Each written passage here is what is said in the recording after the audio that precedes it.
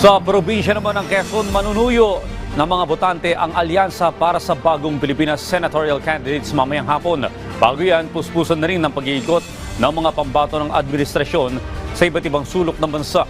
Si Mela Lesmoras ng PTV sa ating balita.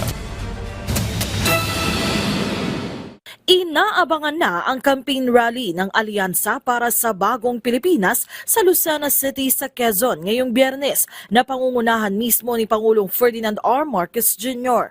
Mahalaga itong destinasyon para sa koalisyon ng administrasyon dahil isa ang Quezon sa may pinakamalaking populasyon sa bansa at maimpluwensya rin sa larangan ng politika. Ayon kay Alyansa Campaign Manager Toby Chanco, sisikapin nilang makuha ang tiwala at boto ng mga taga-Quezon. Simple lang naman anya ang mensahe ng kanilang senatorial candidates. Handa silang magsilbi hatid ang mga makabuluhang programa, responsableng pamumuno at magagandang polisiya. Ayon kay Alyansa Senatorial Candidate Erwin Tulfo, ngayong nalalapit na ang Hatol ng Bayan 2025, may bilin sa kanila ang Pangulo. Sinasabi niya na tuloy-tuloy kampanya and then yung gusto ng gobyerno ng kanyang administrasyon na walang may iwan, sabay-sabay na babangon.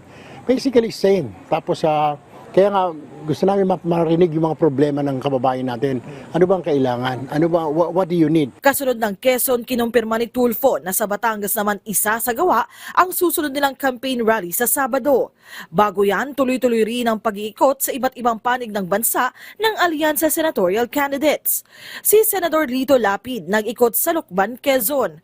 Dumayo naman sa Kawayan Isabela si Makati City Mayor Abby Binay at nangampanya sa Imus, Cavite si Senate Majority Leader Francis Tolentino.